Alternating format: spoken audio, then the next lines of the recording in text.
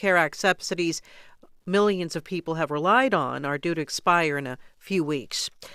Many Afghan soldiers who fought under CIA leadership during the war in Afghanistan have struggled since fleeing to the U.S. Some believe they did not receive enough support navigating America's complicated immigration system. We have more from NPR's Brian Mann. The Afghan accused of shooting 2 National Guard soldiers was part of a CIA Zero unit fighting the Taliban.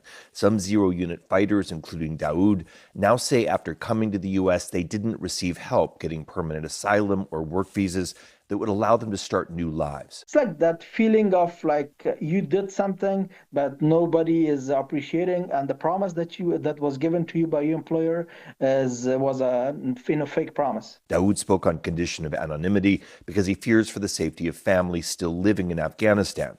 Daoud and an aid group called FAMIL that works with Zero unit fighters say at least 4 men have taken their own lives since coming to the U.S.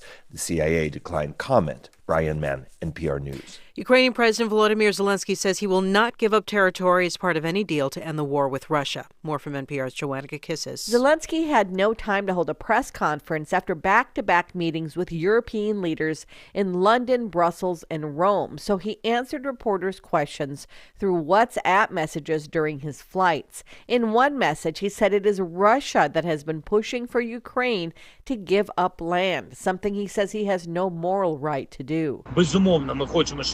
Undoubtedly, he said, we want America on our side in this case because America acts as a mediator here. If Russia wants us to give up our territories, he added, we will defend our interests. Ukraine's constitution forbids changing the country's borders. Joanna Kakissis, NPR News, Kyiv. This is NPR News. Support for NPR comes from NPR stations. Other contributors include Progressive Insurance with Snapshot, a personalized program that bases rates on safe driving habits, at Progressive.com. Not available in California or from all agents. This is NPR. You're listening to WUSF 89.7. I'm Craig Kopp. State parks across the state are in need of repair. WUSF's Steve Newborn reports a new study says a backlog of projects includes everything from staff housing to replacing septic tanks. The state report says the parks need about $760 million for repairs, maintenance, and upgrades. What it doesn't say is how to pay for it. Controversial plans to build golf courses and hotels at parks were killed. Eric Draper oversaw Florida's parks when they won a 4th National Gold Medal Award in 2019. He says state leaders should put more money into parks because they generate a tremendous amount of economic activity. They're not giving parks the priority that they should get. This backlog of funding is one example. They love to claim credit of the 4 gold medals, but with that pride in our state parks should come some additional money so that we can fix them. He also says more revenue generated by concession fees should be returned to parks.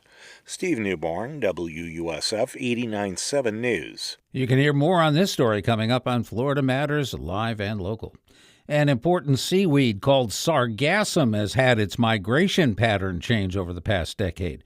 There have been recorded sightings of what's known as the Sargasso Sea off the eastern coast of North America as far back as Christopher Columbus.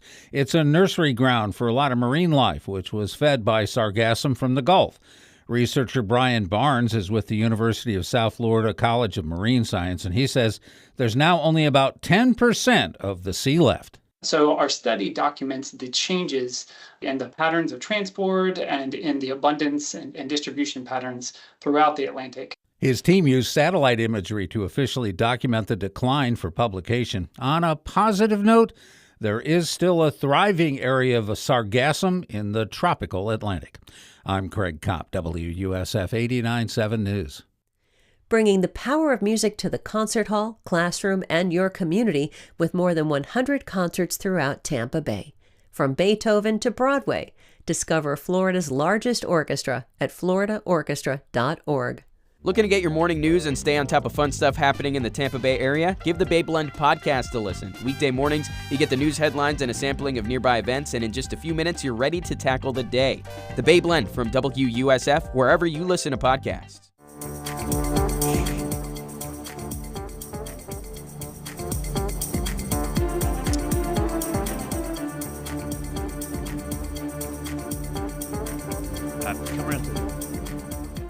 You're listening to Florida Matters Live and Local, broadcasting from the doctors Lorraine Rubis and Neil Frankel studio at WUSF in Tampa.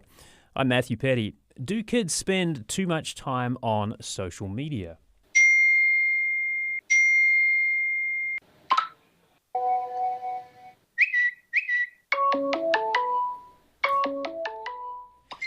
Florida lawmakers certainly think so. Last year, they approved one of the strictest social media bans in the country. Kids under 14 can't have their own social media accounts, no TikTok, no Insta, nothing.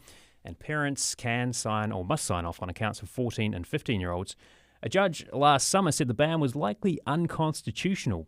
Federal Appeals Court overturned that decision a couple of weeks ago, and now the ban can be enforced. Governor Ron DeSantis says the ban protects kids against predatory social media companies, and there's lots of evidence that social media is designed to hook kids. Being buried in those devices all day is not the best way to grow up. It's not the best way to get a good education. Well, if you have teens or tweens, is this the way to limit their social media use, or does the law go too far? Call and tell us what you think. 813-755-6562. That's 813-755-6562. Or you can email FloridaMatters@WUSF.org. We're joined by University of South Florida Professor Stephen Song. He's one of the researchers on a recent study from USF on smartphone and social media use among Florida kids. Stephen, thank you so much for being here. Thank you for having me. Okay, so the law is a little bit vague on which platforms it applies to, but some of the criteria include things like, or features I should say, like endless scrolling, push notifications, autoplay for videos. I wonder if you kind of talk us through what some of the research is suggesting about the potential danger of those features, especially for tweens and teens. Okay, so for the absolute macro level of things, what we need to understand is the influence of media might be smaller than what the public think about. So it's generally it's much, much smaller than, for instance, drinking alcohol, right?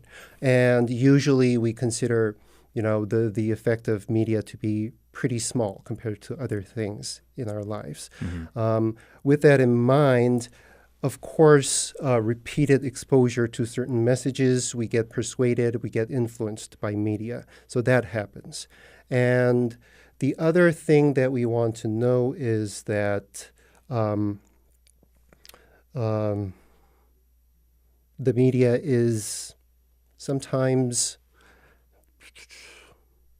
One thing we need to know is that many of these studies that support the harmful aspect of social media or mm-hmm. other things, in many cases, they are based on correlations between screen time and mental health. Okay. Now, there are, of course, relationship there. I'm not denying that. But about 50 years ago, media scholars found that there are those relationships. But we also debunked 50 that. years ago, yeah, though. 1973 okay. cultivation theory. Okay. But what kind of media were they talking about in 1953? That was TV, though. Sure, yeah. Still, the take-home message from that is that we also found that it also matters what you're watching, mm-hmm. what you're consuming, rather than how much time you're spending. But does that research from 50 years ago hold up today? Because things are so different. We just heard that little cascade of pings and dings and beeps. That that's the kind of thing. There's a literal sort of dopamine hit when you hear that, right? You've got this device in your pocket. There's an update or something. It's very hard to stop. The instinct to pull out your phone and look at it. The neat thing about these classic theories, not only limited to media, is that they apply really well, regardless of time, in many cases. So the media has changed, but people are still people. Yes, because people are still communicating through these media devices, and also, the importance of understanding what they are doing compared to how much time they're spending overall still holds. Mm-hmm. Now, you were part of a research team, Professor Song, about it was investigating social media and smartphone use among 11 to 13-year-olds. So this is kind of like a key demographic, right? This is the sort of, in your sort of intellectual and emotional and mental development, it's pretty key. Yeah. And this is something I think, lawmakers have identified. There was bipartisan support for this bill kind of putting some restrictions around that. They've said, okay, this is a key time for kids. We're worried about the influence of these social media companies. But your study uncovered some surprising results. Can you just kind of talk us through what the study was and what it found?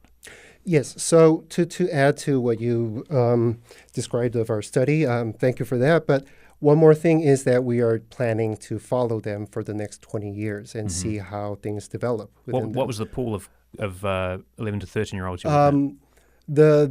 We had 1,500, and this was just a pilot study, and we are planning to run it, the main study this year or next year, start doing that. And then the one thing to remember is that social media and smartphones are two different things. Right. And when it comes to smartphones, what we found is that kids with smartphones were roughly around 78% of the age group from our sample, and then kids with smartphones were doing better in many things. First of all, they expressed they reported less depressive symptoms, and they tend to exercise more. They were more socially active in person, so they met with their peer group more often during the week, and then they are generally happier with their relationship with their parents. I think the last one I'm not 100% sure, but overall they were surprisingly doing better. So I mean, just to kind of put it all into a neat little package, they're sort of like fairly well-adjusted kids. Yes, okay. And it could be many things that causing that. And one thing is that, there are negative impact from these smart devices, notifications, social media, but fundamentally it's a communication device. And, when you are a teenager, being in the group, communicating with your friends is really important. And without that device, you're kind of deprived from that, is my speculation. Why, kids without phones are not doing as well. If you're just joining us on Florida Matters Live and Local, we're talking about social media and teens and tweens in Florida. There was a recent court ruling which meant a ban of social media accounts for Florida kids under 14 can take effect. We're with Stephen Song. He's an assistant professor at USF's Department of Journalism and Digital Communication. We'd like to hear from you as well. If you're a parent, do you let your young teen surf social media? Do you have some boundaries? What are those boundaries? Give us a call, 813-755-6562. That's 813-755-6562. I want to just come back to that because, I mean, thinking about that connection of saying a lot of these kids with these smartphones, they're actually doing better. They're sort of have better relationship with their parents and their peer groups and stuff. I mean, that might not necessarily have anything to do with the fact that they have a smartphone, right? It might just be that they have like a better kind of network of people to fall back on. That's also true. And the other thing is that we did find some relationship between time spent on social media and higher reports of depressive symptoms. So we're not denying that social media is not causing any harmful things to our kids. However, what we should also, take into consideration is that, in media studies, we also do media literacy, which is about, educating kids on how to use media. And let's say if we deprive them from using media, that means they don't get a chance to learn how things actually work till they're older. Right. So media literacy is pretty key. Yes. And then by experience, you learn things. And there's a research recently from 2023 by Burnell and Odgers, and they employed this concept called perceived technological impairment, PTI in short. And what that refers to is so your personal feeling about your own media use. Is it undermining your essential task throughout the day? And if you have higher PTI report, that means you're finding your media use to be problematic. If it's lower, But you don't find any problem in there. It's self-reporting. Yes, Okay. and it's independent to actual screen time, right? Some people might use more but find no problem with that. Some people might find it problematic. And higher PTI is related to lower screen time in the future for the same individual. Okay. What that means is if you find problem, and this is, if I'm not mistaken, done on older adolescents, so teenagers.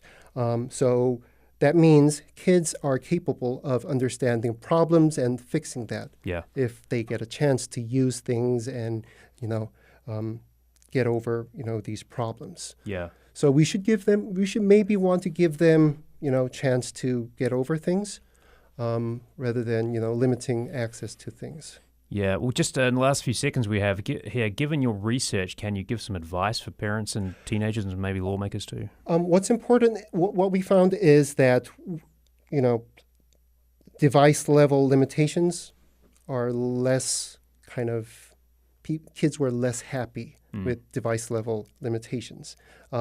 If you can discuss the limitations with their kids, make the decisions together, give them some autonomy, that will likely lead to a better result. Some autonomy is good, but some boundaries good too, probably there. Stephen Song, Assistant Professor at USF's Department of Journalism and Digital Communication. Thank you so much. Thank you for having me. Well, coming up next, an audit of Florida school voucher program finds millions of dollars can't be accounted for. We'll talk about that next on Florida Matters Live and Local. Stay tuned.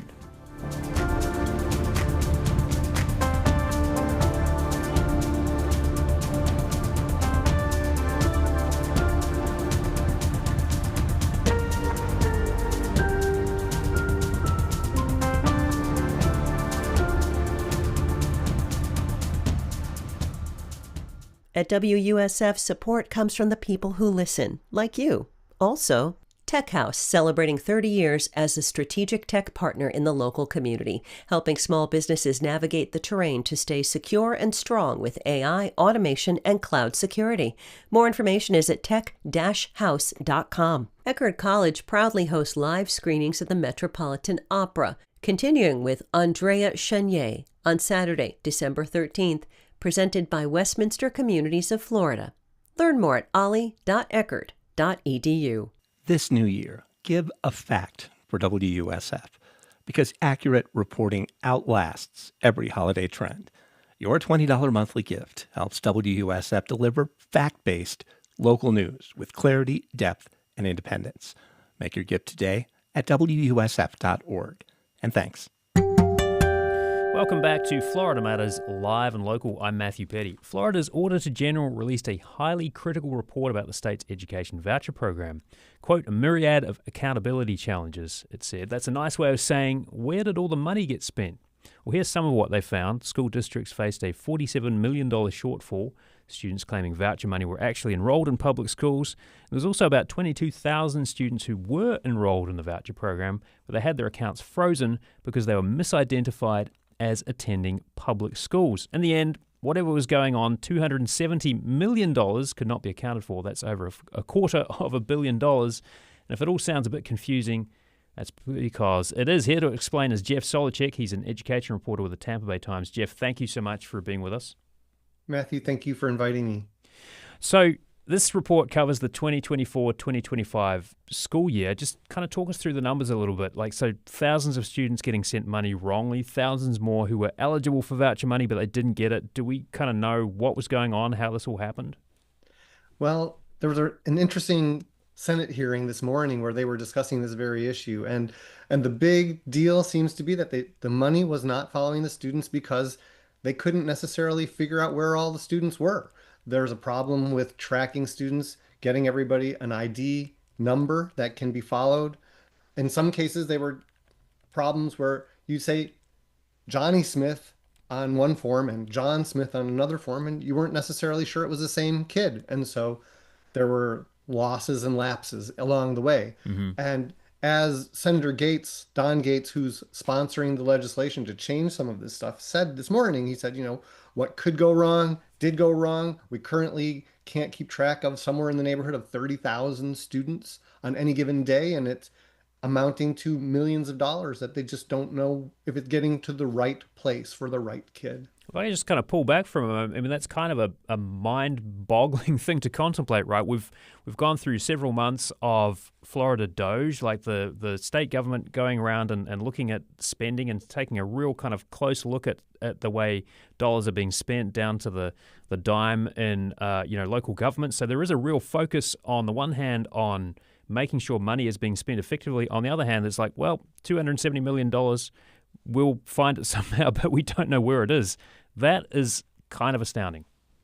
It is, and some of the Democrats on the committee were pointing out that very situation. They said, we're doging everything, but we should have these big numbers up on big poster boards saying, this is the problem, here's how bad it is, but we're not doing that. But in a sense, they did. They brought out all these numbers. They've been discussing it in the legislature for a while, and they've said, we didn't get it right at first. We didn't give ourselves a long enough runway to get this plane up in the air, but it's up there and we need to fix it now. And at least we're taking the chance to, what do they call it? The largest government tweak bill in the history of the Florida legislature. Yeah, well, tell us more about that bill. So what is your sense of what's in it, how it's going to work? I mean, we can talk a little bit too about, how school districts are being made whole, but just let's go through that bill a little bit to explain, what lawmakers are saying. They're not saying let's throw the entire thing out. They're not saying this is an unfixable problem. They're saying let's just tweak a little bit and see if we can get it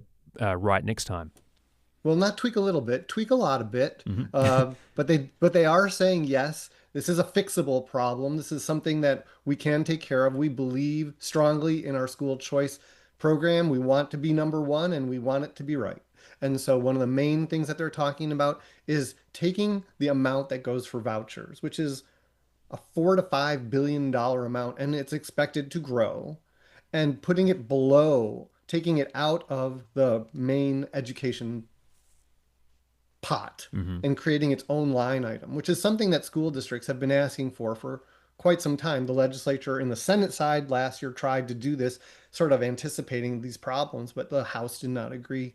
It's being put out there again. It's a top recommendation from the Auditor General's report, and that's one of the big items. Another one is to ensure that every student who is getting a voucher has one of these state-issued IDs, and it's attached to everything that they do and every form that they fill out so that they can track students better. And there are provisions in there that say that we're not sending the money until we have assured that we have an eligible student in an eligible program. Those are some of the top items. Yeah, and okay, so that the ID, is that the student ID that students already have? Because they already have these IDs per student, right? So is that just a matter of matching up the existing ID to the money, or is it something brand new? Are they going to have to create a brand new ID system to kind of try and keep track of all this? There's a system in place, but not everybody's in the system.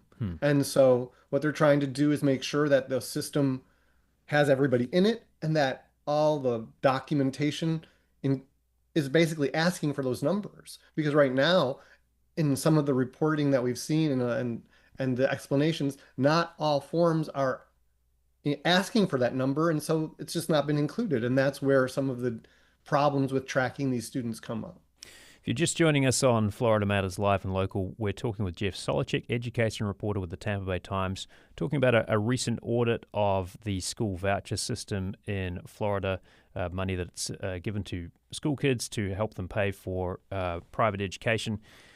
And the audit found a lot of money that was basically unaccounted for, about $270 million that could not be accounted for, problems with tracking which students were getting paid the money, which weren't, and school districts kind of left a little bit in the lurch as well. So, Jeff, let's talk about that. School districts are kind of out of pocket by quite a bit of money, right? So, $47 million shortfall. This is because why? Well, they had students in their schools who were also tagged as being voucher students. And so they got their voucher money. The state had created a program in which the money went to the students and it didn't go to the schools. And so there also was some discussion in the past about having some, stabilization funds. The stabilization funds were not all there. Not everything got in place the way that it needed to be. And so districts were left basically short. The budget ran out. And so they had to approve a separate budget amendment where they just backfilled all that money, and the districts were supposed to have received it. I don't know if they have or not. I haven't asked. Okay, so is there any indication that people were double dipping, saying, I'm going to get school voucher money, but I'm actually going to just go to that school, the public school anyway, or is this just it seems like a mistake? I don't think that anyone is intentionally trying to do that. I think it was sometimes a mistake. I haven't heard of any specific cases where they said that students were trying to rip off schools, but there was some discussion this morning about, fraud within the system, which is part of the reason why they want to make sure that they really tighten up the reporting and the accountability measures, because there were some instances. I remember reading one story. I didn't write it, so I don't know all the details, but it was regarding a school in Brooksville. And this was not a public school. This was a private school that was taking money for students that it didn't have. So, I mean, there's also that aspect of it. Yeah. In the last 30 seconds or so here, Jeff, what should parents and taxpayers be watching out for next year? As far as vouchers go, there's got to be this fixed bill, but we don't know what's going to happen with it because the House and the Senate are not on the same exact page as to what it will include at this point. Jeff Solacek, covering education for the Tampa Bay Times. Thanks for walking through this somewhat confusing and complex story. Hopefully we can get it more straightforward for everybody. Indeed. Well, coming up next on Florida Matters Live and Local, our beloved state parks need some TLC to the tune of about $760 million. Do you have a favorite state park? Is it in need of repairs? Give us a call and tell us about it. 813-755-6562. And stay tuned for the conversation on Florida Matters Live and Local. That's coming up next.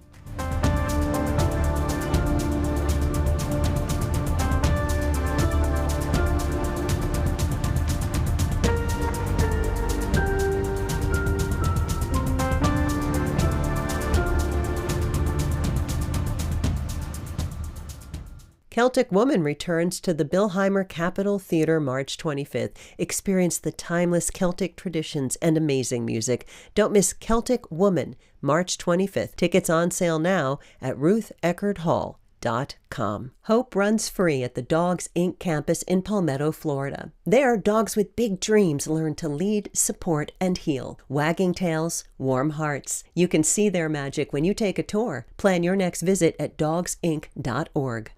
On the next Fresh Air, is the U.S. headed toward another financial meltdown? We hear from New York Times business writer Andrew Ross Sorkin, who says history has lessons to offer. Author of a best-selling book on the 2008 financial crisis, his latest book is a gripping account of the stock market crash that led to the Great Depression. Join us. Great conversation on Fresh Air tonight at 7 on WUSF. Welcome back to Florida Matters Live and Local. I'm Matthew Petty. Florida's very popular and beloved state park systems is being short-changed. That's what the former director of Florida State Parks said after a report listed nearly $760 million worth of needed repairs over the next 10 years. Now, if you've been to them, you might have noticed some rundown facilities, a bit of rust and wear and tear here and there. The Florida Department of Environmental Protection found that Florida state parks are severely underfunded. Money is needed to fix things like trails, visitor centers, and restrooms. And the state park system is huge. Here's some numbers for you. 847 historic sites, 72 National Register sites, 17 miles of boardwalks, more than 15,000 feet of fishing jetties, platforms, and piers. Yes, we do love fishing in Florida. More than 3,000 campsites, and crucially, 422 restrooms. So that's a lot of stuff in our state parks that needs a bit of work. For more, we're joined by Eric Draper, the former director of Florida State Park System from 2017 to 2021. He was also the former executive director of Audubon of Florida. Eric, thank you so much for being with us. Good to be here with you, Matthew. And also with us is WSF Steve Newborn, who has been covering the story as well. Steve, thank you. Hey, my pleasure, Matthew. And we want to hear from you. Do you have a favorite state park? And what do you think the Department of Environmental Protection should prioritize when it comes to upkeep and repairs? The number is 813-755-6562. That's 813-755-6562. You can also send us an email, floridamatters@wusf.org. All right, Steve, in broad strokes, what does this report tell us about the state parks? Right. So there's obviously a lot of money that needs to be spent on these parks. There's been a backlog for years and years. Eric Draper can tell you a little more about that. Basically, the legislature has been underfunding the parks for probably decades. There's so many things that need to be done as far as new visitors centers, cabins, work on campsites like bridges at Hillsborough River State Park, for instance, that were knocked out of commission by Hurricane Milton last year. And there needs to be more creative ways to fund these parks is basically the bottom line is what we're seeing here. Yeah, now you're partial to a paddle and a bit of a stroll in the park. What are your favorites, and are they looking a little rough around the edges these days? Yeah, actually, my favorite is Paynes Prairie State Park. It's a stone's throw south of Gainesville. I went camping there last year and got up real early in the morning, just before the sun rose, so we can go out on one of the trails, and saw a bunch of wild horses. It's the coolest things. That's amazing. I mean, blocking the path, and then you take a little walk not too far away from there, and you can see bison. I mean, they introduced bison back in the 70s. It's just a cool place. And, like most parks, they're a little rough around the edges somewhere. I mean, they're doing the best with what they can, really. Yeah. Okay, so Eric, you led the state park system for 4 years, so you've got a really good working knowledge of what the park system is, what it does, what it's capable of. Did you face the same honey-do list for maintenance and funding issues? Well, I was shocked when I came in as parks director and realized that the number one problem I was going to have to deal with, which is the repairs throughout the system. There are more than 4,000 buildings. We didn't quite manage to mention that. I thought as an environmental advocate, I was going to come in and, deal with the nature issues, which we did. But Florida parks are, as you said, they're a little rough around the edges, and it was good to see this report come out that said $750 million of over needed repairs. The governor's budget is coming out today, and I'm hoping that he's going to put at least $75 million in the budget for park repairs. Okay, so $75 million, that's like, what, a tenth of what's needed? I mean, is that sort of what the funding is year to year at this stage, or do they get a little more? Like, what can you tell us about that? They could definitely use more. The backlog, as Steve reported, as the report came out, was $760 million, and that was projected over a 10-year period. There is so much money to kind of move out the door, and as a longtime advocate for state appropriations to environmental causes, I also know that you have to be realistic in your requests. Certainly spending more would be a good idea. But the things that I just want to make sure that I mention is, one of the things that gave us the opportunity to win the national gold medal for being America's best state parks is the staff. And a lot of those staff live in the parks. So if you go to Paynes Prairie, which Steve talked about, is a great example where you've got staff living within the park itself.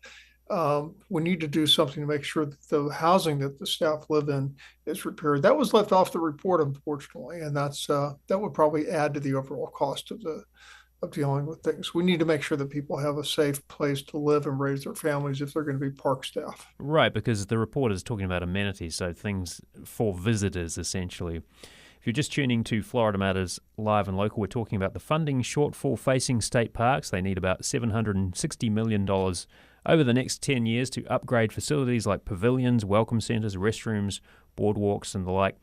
We're talking with WUSF reporter Steve Newborn and Eric Draper, former director of the state park system. Do you have questions about the amenities at your favourite state park? Do the rundown facilities put you off visiting? Give us a call, 813-755-6562. That's 813-755-6562. You can also email FloridaMatters@WUSF.org. Steve, you covered the massive uproar last year over plans to build golf courses and pickleball courts in state parks. So remember this? Keep Florida wild! Keep Florida wild! Just a little snippet, I guess, of the protest there. What did that incident, that episode, I guess, reveal about how Floridians feel about their parks? One thing that made perfectly clear is that if there's a third rail in Florida's politics, it's when it comes to the environment and especially the state parks. There were about 100 people that came out to Honeymoon Island from all all walks of life, all age groups. And more tellingly, opposition to this came from both aisles in Tallahassee. If there's one issue that can unite Democrats and Republicans in Tallahassee these days, it's protection of our natural environment, especially state parks. So there is an ongoing opposition to any plans to build golf courses or hotels, that sort of thing, on state parks. You're going to get the people up in arms about that. Yeah. How do you feel about your state parks? Give us a call, 813-755-6562. And do you think a little more money could be spent on the amenities? Maybe there's a trail that's been out of commission for a little bit, or a boardwalk you think needs fixing, or the restrooms are looking a little bit dodgy. Give us a call, 813-755-6562, and tell us how you feel. We can email FloridaMatters@WUSF.org. Eric, Steve mentioned the notion of the park system getting a little more creative and sort of the ways to raise money. I mean, they generate about $75 million in revenue a year. I think that was the figure mentioned in the report. I mean, are there other ways they could find to raise money off the parks? I'm wondering what the discussion was when you were leading the park system. Well, one of the things I did as Parks Director was to address the increasing cost of electricity in state parks, at the campgrounds particularly, where we've installed 50-amp hookups. What we found is we had the people in very expensive RVs getting discounts to come stay in the state parks. They would stay for a long time, and they would hook up to the electricity and run as many as 3 air conditioners. So I'm glad to say that we had a fee for the electric hookups. The regular campers did not have to pay that. So that generated about $7 million of additional revenue every year. And I think if we took the handcuffs off some of the park leadership, the current park leadership, they could develop some other funding ideas also. We do have concessionaires within the state parks, and there are a few lodging facilities. There are cabins. We could put more cabins in. People love to stay in cabins, and frankly, those things are overbooked most of the year. Yeah. So yeah, the opportunities are there to. I always thought that we needed to run the parks like a business. Yeah. Again, my background is environmental nonprofit work, but I certainly tried to bring a businessman's point of view to running the park system. Let's go to the phones. We've got Steve on the line. Steve, what are you thinking? Yeah, I think everybody really just needs to get outside, touch dirt a little bit more, and get in tune with the state parks. They're beautiful. I really think that people are probably taking it for granted, stuck inside a little bit too much. Get outside, please, people. And another thing, please, save the Sunshine Skyway Bridge, please, the fishing pier. That is phenomenal fishing for what it is, and you won't find it anywhere else in the world. Steve, can I ask you real quick, aside from that fishing pier, do you have a favorite state park or a couple of favorites? Hillsborough River State Park, first thing that comes to mind. I actually volunteered there after Milton to try and help clean up. And that was, we lost our camping spot for two different sections for 2 months. So we're looking forward to camping this year. But Hillsborough River State Park, bar none, was a great place to go. Yeah. Steve, thank you so much for your call. Really appreciate it. Let's go back to the phones. We've got Jasmine on the line. Jasmine, you're on the air. Hi, I live in Clearwater, and we saved our park, Moccasin Lake Nature Park. We formed the group Friends of the Park. And I think everybody who enjoys parks should be organized and get together and volunteer. Yeah. So it's in our hands, and we should be able to have a choice of our tax money where it goes to. Yeah. So it's really up to us, the users of the park, and people that vote for things. So I take responsibility for my part. Jasmine, thank you so much for your call. Appreciate that. Steve, Hillsborough State Park or Hillsborough River Park, I should say, was one of the ones mentioned by Steve, the other caller, Steve. Talk about that for a minute, if you could. Yeah, that's one of my favorites too. It got nailed pretty bad by Hurricane Milton. There were record levels of flooding on the Hillsborough River, and it took out a couple of the bridges there. One of the bridges is in the proposed list of things that need to be done. But one thing I'd like to point out, they talk about amenities at this park, and when Eric was head of the Parks Department, he tried to save the big pool. There's a huge pool at Hillsborough River State Park. A swimming pool. A swimming pool. Big swimming pool, which has since been demolished. You go there, it's a big hole in the ground now. And that was a big economic generator for the area because it brought in people from the whole region who wanted to go for a swim there, right? Because you can't go swimming in the river. You get chowed by an alligator. And it has since been pulled out of the ground, and maybe that's a good illustration of some of the things that could be done to generate more money at the parks. Yeah. What do you think about that, Eric? Well, I fully endorse Steve's idea of having a swimming pool at Hillsborough River State Park because you can't always get into the river itself. I was a high school student that went out to Hillsborough River State Park and jumped in the water every once in a while, but that's not always available. That swimming pool became a replacement for swimming in the river, and it was very, very popular, as Steve mentioned. Unfortunately, got some leaks over the years. We really tried to figure out how to plug those leaks and get the swimming pool back open. I was disappointed to hear, because this happened after I left, that the pool had been taken out. But I think it was just a fantastic amenity for people in the area. Yeah, what about volunteers? Because our caller Jasmine mentioned sort of volunteering. So what part do they play in upkeep and just kind of like keeping the parks good? Oh, I can't say enough about park volunteers. They contribute probably as many hours as our overall staff. I valued the park volunteers at maybe $30 million a year in terms of all of the things they contribute. They also have, in most places, she mentioned Friends of the Park organization. There are citizen support organizations at most parks. They raise money, they fix things, they provide guiding services, and they really are a fantastic complement to our professional park staff. So I really love the role of volunteers. I'm a volunteer myself now that I'm semi-retired, and I go to my local park, Maclay State Park, and pull exotic species out of the ground every once in a while. We're going to have to leave the conversation there, but I want to thank you both very much for your insights and your reporting. Steve Newborn, covering the environment and politics for WUSF. Thank you so much. My pleasure, Matthew. And Eric Draper, former director of the Florida State Park System. Eric, thank you. Thank you, Matthew. Well, coming up next, an incredible story of survival. Don't miss this one. You're listening to Florida Matters live and local. Much more to come in a moment.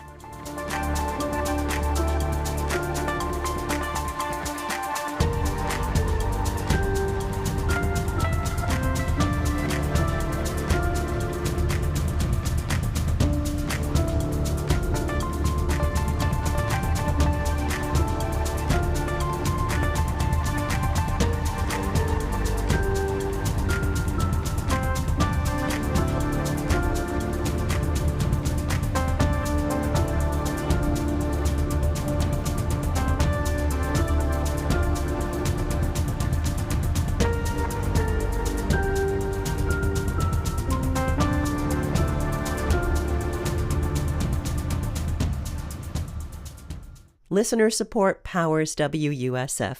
Funding also comes from David Reynolds Jewelry and Coin, offering custom jewelry design and repairs. No need to travel to New York. With in-house master jewelers, David Reynolds is offering craftsmanship on the corner of Central Ave and 40th Street in St. Pete. All that glitters, bought and sold. The Tony Award-winning musical about the survival of the human spirit, Les Miserables, is now playing at Straz Center through December 14th. Show details and tickets at strazcenter.org. I'm Peter O'Dowd. President Trump rallies voters in Pennsylvania to talk up the economy, but can he address people's concerns about the persistently high cost of living in the U.S.? We'll fact-check the president's economic claims and assess how the economy is doing next time on Here and Now.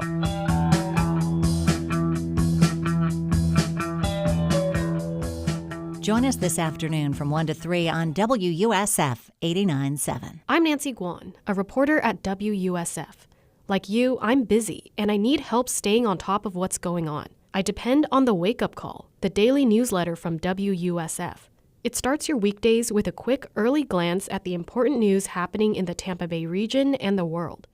You get quality reporting from WUSF and NPR journalists, and connections to local artists, events, and more. Sign up is easy. Just visit WUSF.org. Welcome back to Florida Matters Live and Local. I'm Matthew Petty. Reverend William Boss was praying in his Lakeland church back in 2011 when he was shot in the head. He was lucky he lived through that tragedy. The pastor tells the story of how he survived the shooting in a self-published book while on bended knees. What he didn't realize for several years was that the bullet fired that day is still lodged in his skull. Well, Pastor Boss joins us now. Thank you so much for being here, and it's good to see you. Thank you for having me, Matthew. So I wonder if you could just kind of walk us through what happened that day in 2011. You were knelt in prayer, and then your life changed in a split second. Yes, a matter of, I'm just so grateful and thankful at that moment and at that time while praying. Of course, I had finished praying the Lord's Prayer and the prayer of Jabez. And shortly thereafter, got shot point blank range in my head, of course, and gratefully survived and thanking God every day for it, Matthew. How were you able to go for help after suffering such a serious injury?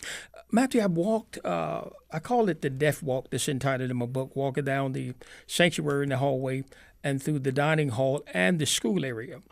And how I was fortunate to be able to survive that and go through that trauma is only by the grace of God. Mm-hmm. Of course, and having stayed 3 days in the hospital.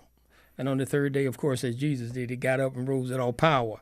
It's fortunate to be able to get up at that moment in time and come out of the hospital and have certainly, at that point in time, turned back to the church. So, churches are seen as a place of sanctuary, right?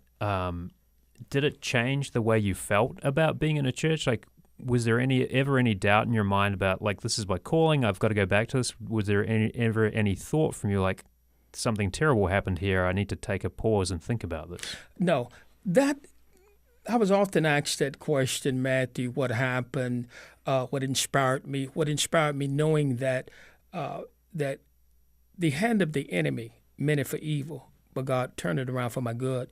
I was inspired. I was motivated to come back even more, because if God allows you to experience such a miracle, there's a divine reason behind it. And I was very fortunate after the shooting, Matthew, and came back to the church. I asked my family to take me back to the church, the place where I almost lost my life. And I wanted to pray for 1 hour every day. And I knew I had a student population that was waiting on me. And I wanted to show them the love of God and the power of God and the demonstration on how and what God could do. So I prayed 1 hour every day to give me the strength I needed in order to turn back to the assignment and the purpose that God have called me to the work of the ministry. Not one moment I wanted to give up. It propelled me. It motivated me, because at that point, I knew then that there was a divine reason for my trauma and what I'd gone through. There were a couple other people involved in the shooting too? Yes, there was an associate minister by the name of Carl Stewart. He was shot 3 times, and he transitioned 7 months after the shooting. Wow. So a bit of a profound difference there. I mean, do you think about that too? Does that kind of make you reflect on, why you were spared and why he wasn't? I do reflect back on it periodically as I think about him. You talking about a consistent servant leader, very, very consistent in his work with God. He was always there. He and I had developed a kind of relationship that, like a father to a son. And of course, periodically I miss him. And let me tell you, he's beautiful kids. He had 2 daughters that he was raising, and he served well. And I know that and believe to be absent from the body is to be present with the Lord. What about your congregation? Like, did they have questions about how this had happened? Was there some trepidation from them about, coming to church after that? Of course, there was the degree of fear. When one tried to eliminate that, to say that there was no fear, there was times and moments, I do believe that there were moments to begin to question God. Why God? And in my book, it talks about why good people suffer. We can either turn the tragedy to triumph, or we can allow it to eat at the core of our faith. And we were very fortunate. We continued to pray. We continued to trust God. And that inspired many of them to continue to return back to the church and continue to serve the vision that God had given that house for the community. So there was a bit of a drop-off in the congregation after that? There were some that had chose to fellowship somewhere else, and which I understand, because I believe that whenever anyone desires to make a choice, we have to allow them to exercise that choice, as long as they continue to walk in the faith, and that's what counts. Did you have to make some changes to church security after that, though? Yes, we certainly strengthened security. We made sure that the door was always watched at all times. Great question. And we've been more conscious because there are some mean people out there. Yeah. I wonder, too, I mean, have some of your parishioners suffered from gun violence, and the fact that you've gone through this, too, like, does that change the way you relate to them or sort of think about them or minister to them? I can't recall any of my parishioners suffering gun violence, but what this message does and what this trauma does, it really inspired us to be more conscious of our surroundings, and certainly it inspired us even the more to abide in the presence of God and pray and exercise our faith in the Word of God, knowing, according to Isaiah 54:17, that there's no weapon that is formed against us, and every tongue that rises up against us in judgment shall be condemned. And this is the heritage of the saints of the Most High God. Fear is the opposite of faith. So what we have to do and what we had to do is trust God, even though that there was trauma, even though there's, I call it a miracle on Parker Street that took place. So, of course, conscientiousness and certainly excitement in the same breath. You were back at work preaching mere months later, and you've sort of explained how it took some prayer to get there, but what was it like to be back at the pulpit again? Because I'm sure a lot of people would go through something like this and they would say, this is not for me anymore. I've got to do something else. It's so exciting to return back in December preaching, and, of course, return back as a professor. I was teaching at Springfield College as well. And when you have the prayers of the saints, Matthew, and knowing your divine purpose, even though tragedy happens, but your tragedy with the faith in God can lead you to triumph. So let me tell you, when I said I love to preach and got back in that pulpit to encourage God people and preaching and teaching the Word of God and pointing people from darkness to light, that's one of the greatest assignments one could ever want and embrace in this lifetime. If you're just joining us on Florida Matters Live and Local, we're talking with Pastor William Boss. He was praying at his Lakeland church back in 2011 when he was shot in the head, and he was lucky to have lived through that tragedy and was back in the pulpit preaching again just months afterwards. So, Pastor, like, if we flash forward to a few years later, this is after 2011 now, a scan reveals the bullet fragment is still there. What did you think about learning you've been walking around with it all this time?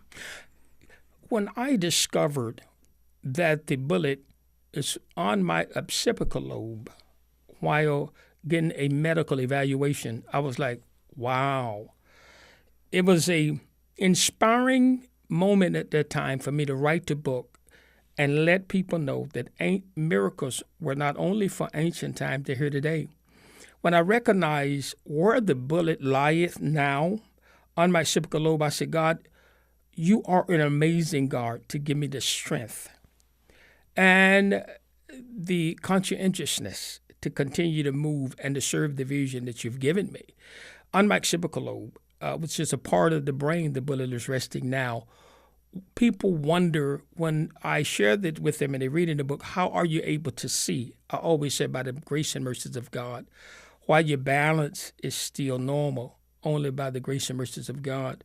Your speech, you have any speech impediment, you're able to use your motor skills. And when I learned that the hand of God was still upon me, I knew then that there is a supernatural cloak that's on me in order for me to function and function effectively. And it is what I call a Calgon experience. Wow, look at you, God. Little old me, and allowing me to move about and function effectively in ministry with a bullet lied on my occipital lobe. It's a picture of it in my book. I'm truly grateful. And I have to, at this point in time in my life, give God not only 100%, but if I can grab more. When the book came out, I mean, were there some folks in your congregation who were surprised to learn this about you, or is it pretty common knowledge amongst your flock? Yeah, they were not aware of the the bullet until I shared it with them. But I went a little bit more detailed in the book with pictures to kind of prove the testimony. Right, you've got a scan. You've got a picture of the scan in there too. Yes, right? it's in the book. Yeah. Yes, sir. Where I lie it. Yeah. Was preaching always something you were going to do? Was that kind of your calling from the get-go, or did it take you a while to land on this career? Preaching was not. I had gone to school. My personal career objectives were to be a practicing attorney. And, of course, God had other plans. And believe me, attorneys can be pretty talkative too, though. Yes, very talkative. Very talkative, Matthew. And however, and actually, am I grateful that God chose me?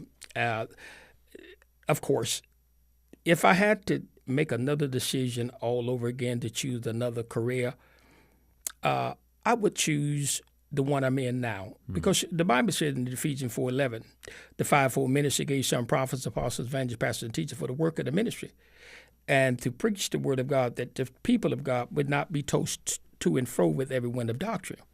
This position that God have chosen for me is one of the most greatest opportunities that one could ever live through and be used for, because you're teaching people who is the creator of the universe is and giving them an opportunity to choose eternal life or the other way. And for me to occupy this space and to suffer with him. You know, Matthew, the Bible says they that suffer with him shall reign with him. So I'm grateful that he chose me to preach the gospel.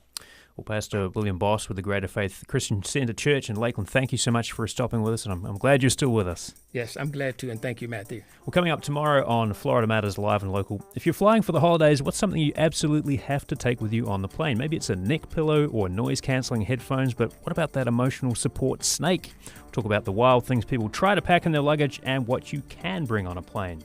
That's our show for today. Florida Matters executive producer is Grayson Doctor. Our producer is Amelie Horace. Lily Belcher is our intern. Our engineers are Jackson Harp and Gio Garvin. Jackson composes the music, and Malika Hollis handled the video today. You can subscribe to Florida Matters wherever you get your podcasts and watch on WUSF's YouTube channel. I'm Matthew Petty. Thanks so much for being with us, and we'll see you tomorrow.